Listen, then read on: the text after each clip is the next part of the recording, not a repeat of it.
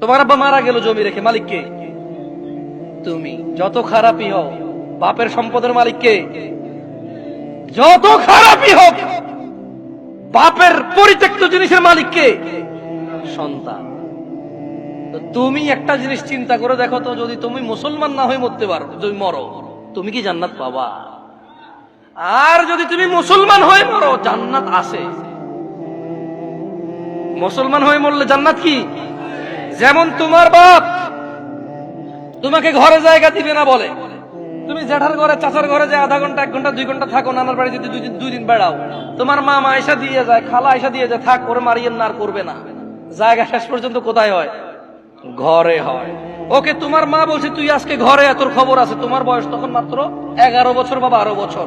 তুমি এখন এত শিয়ানা হও নাই, এত শক্তিশালী হও নাই যে মাকে ধমক দাও। মাত্র তোমার বয়স 11-12 বছর। কোন একটা অন্যায় করেছো, তোমার মা বলছে তুই আজকে ঘরে আয়। তুমি কি করছো?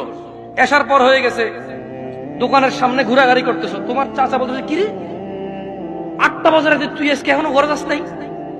চাচা বুঝতে পারছে আজকে খবর আছে, কিছু একটা করছো। 8টা-9টার পরে যায় দেখে যে তোমার মাই তোমারে খুঁজতেছে। এরকম হয় না? তোমার মাই তোমারে খুঁজতেছে যে আমগো আব্দুর রহিমের দেখছেন নিও কিল্লাই, আরে এতরে কইছিলাম আজকে ঘরে এলাতে, পোলাটা তো আমার জীবনটা শেষ করে দিচ্ছে, এই যে হ্যান তুমি যা যা করছো বলছে। বলার পরে তোমার মা কিন্তু তোমার, যখন এখনকার কথা বলছি না, তোমার মা তোমাকে চেরাগ নিয়ে চেরাগের যোগে খুঁজছে, হারিকেন নিয়ে হারিকেনের যোগে খুঁজছে। এখন মোবাইলের ফ্ল্যাশ লাইট দিয়ে তোমাকে খোঁজে। তোমার মা খোঁজে না? দেখছো? তোমার মায়ের সন্তান তুমি, অন্যায় করছো বলছে ঘরে জায়গা দিবে না, 2টা শলা দিয়ে বাড়িও দিছে, কিন্তু আবার মাই রান্না করে খাওয়াইছে। আবার মাই ওই মায়ের দাগের মধ্যে মাই তেল মালিশ করে দিছে। মুসলমান হয়ে মরো ভাই। এই যে আগুনে জলে যদি পড়ে আল্লাহ ছাই করে দেয়, ওটাকে আল্লাহ আবার জীবনের নদীতে ধুয়ে পবিত্র করে জান্নাতে ঢুকাই দেবে।